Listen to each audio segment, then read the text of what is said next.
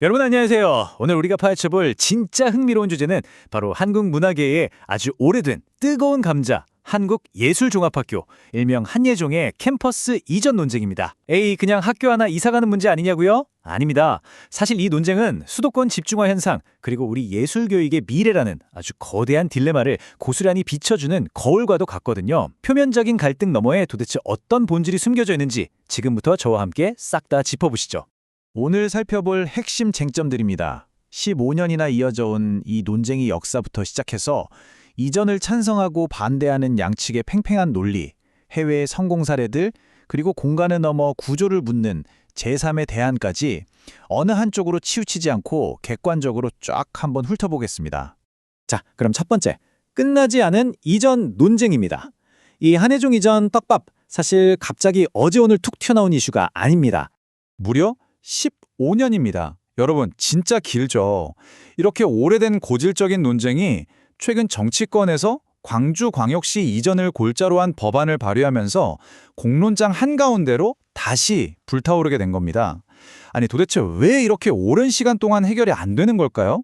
그건 바로 이 문제가 단순한 이사 문제가 아니라 정책의 실현 가능성, 지역 불균형 문제, 거기다 예술교육의 공공성이라는 세 가지 거대한 이슈가 아주 복잡하게 얽혀있는 실차례이기 때문입니다. 두 번째, 이전을 적극적으로 지지하는 쪽의 입장입니다. 바로 지역균형과 생태계 이야기죠. 이분들의 주장을 이해하려면 여기서 아주 중요한 개념 하나를 짚고 넘어가야 하는데요. 바로 앵커 기관입니다. 찬성 측은 한예종을 그냥 평범한 대학교 하나로 보지 않아요. 학교가 지역에 제대로 딱 자리만 잡아준다면 그 주변으로 공연장도 생기고 제작시설도 들어서고 예술가들이 모이면서 지역 전체의 문화 경제 생태계를 폭발적으로 살려내는 이른바 핵심 동력, 즉 앵커 기관이 될 수 있다고 굳게 믿는 거죠. 지역 소멸을 막는 강력한 한방이 될 수 있다는 겁니다. 그리고 이분들이 우리에게 던지는 묵직한 질문이 하나 있습니다. 예술은 과연 반드시 서울에만 있어야 할까요? 광주처럼 민주화와 실험적 예술의 상징성을 지닌 도시로 국가대표 예술기관이 내려간다면 예술은 무조건 수도권이라는 이 오만하고 암묵적인 전제를 산산조각 낼 수 있다는 겁니다.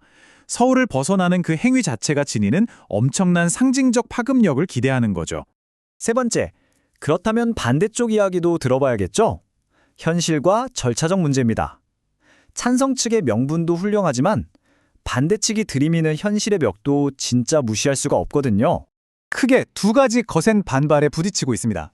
첫째는 절차적 졸속성이에요. 수천억 원이라는 엄청난 세금이 들어가는 사업인데 충분한 연구나 현장 종사자들의 의견 수렴도 없이 너무 성급하게 법안이 발의됐다는 비판이죠. 둘째는 어쩌면 더 뼈아픈 차가운 산업의 현실입니다. 까놓고 말해서 공연, 영화, 방송, 미술 등등 현재 한국 예술 산업의 절대적 중심지는 서울이잖아요. 학생들과 현장 전문가들 입장에선 학교가 지방으로 뚝 떨어질 경우에 필수적인 실습 기회나 협업 네트워크, 한마디로 커리어가 완전히 단절될 수 있다는 현실적인 공포를 느낄 수밖에 없는 겁니다. 그런데 여러분, 여기서 진짜 흥미로운 포인트가 하나 나옵니다. 보수, 진보 할 것 없이 양측 모두가 완벽하게 고개를 끄덕이는 지점이 딱 하나 있거든요. 바로 문제를 고치는 게 아니라 문제의 위치만 옮기는 꼴이 될 수 있다는 지적입니다. 한예종 내부의 입시 중심적인 구조나 낡은 위계 문화 같은 고질적인 병폐는 그대로 둔 채 물리적인 건물만 달랑 지방으로 옮기는 건 재정 낭비일 뿐 아무런 의미가 없다는데 완벽하게 입을 모으고 있습니다. 그래서 네 번째, 이제 우리는 질문의 방향을 완전히 틀어야 합니다. 공간인가? 구조인가? 한번 상상해보세요. 건물과 사람만 달랑 지방으로 내려간다고 해서 하루아침에 새로운 기회가 창출되고 생태계가 마법처럼 뿅 하고 바뀔까요? 글쎄요, 과거 수많은 공공기관 이전 사례들이 뼈아프게 증명하잖아요. 촘촘한 인프라 투자가 뒷받침되지 않은 단순한 이전은 학교를 그냥 고립된 섬으로 만들어버릴 위험이 큽니다. 그렇다고 이미 터져나갈 듯 포화 상태인 서울에 계속 남아 무한 경쟁만 반복하는 것 역시 장기적인 정답이라고 볼 수는 없겠죠. 다섯 번째, 위치보다 구조가 왜 중요한지 깨닫기 위해 박도로 한번 눈을 돌려보겠습니다. 세계 최고 수준의 예술기관들은 이 딜레마를 도대체 어떻게 풀었을까요? 해외 사례가 주는 교훈입니다. 자, LA 외곽에 위치한 캘리포니아 예술학교, 카라치를 볼까요? 도심 한가운데가 아닌데도 할리우드라는 거대한 산업 생태계와 완벽하게 직결되어 돌아갑니다. 반면에 뉴욕의 줄리아드 스쿨은 아예 뉴욕 시내 한복판에서 도시가 뿜어내는 그 거대한 예술 네트워크 자체를 숨결처럼 흡수하죠. 독일 베를린 예술대학교는 스케일이 더 큽니다. 아예 도시 전체를 거대한 실험실로 써버리거든요. 이 학교들이 증명하는 진리는 아주 명확합니다. 성공적인 예술교육은 위도나 경도가 어딘지가 중요한 게 아니라 학교가 주변의 창작 및 산업 생태계와 얼마나 촘촘하고 끈끈하게 엮여 있느냐, 그 구조에 달렸다는 겁니다. 그렇다면 우리는 서울에 남느냐, 광주로 가느냐 하는 이 소모적인 흑백 논리를 당장 멈추고 새로운 대안을 찾아야겠죠. 6번째, 제3의 길, 새로운 생태계입니다.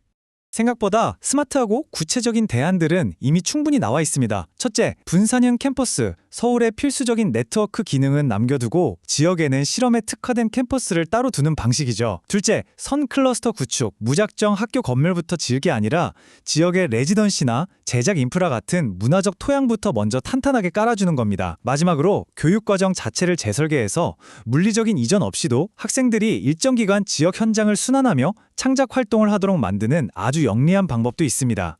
하지만 여러분, 이 모든 멋진 아이디어들이 제대로 싹을 틔우려면 반드시 선행되어야 할 조건이 하나 있습니다. 바로 국가 문화 정책의 근본적인 체질 개선, 철학적 전환입니다. 단순히 돈이 되느냐, 산업적 경쟁력이 있느냐만 따질 게 아니라 예술이 가지는 공공성의 가치에 진짜 깊이 집중하고 우리 사회 내에서 예술의 역할을 완전히 새롭게 정의해야 한다는 거죠. 기름진 건강한 토양이 없으면 아무리 좋은 씨앗을 심어봤자 제대로 자랄 수 없으니까요. 결국 이 15년짜리 거대한 논쟁에서 우리가 진짜로 던져야 할 질문은 어디로 이사갈 것인가가 아닙니다. 우리는 앞으로 어떤 예술교육과 문화정책을 만들어 나갈 것인가, 바로 이것입니다.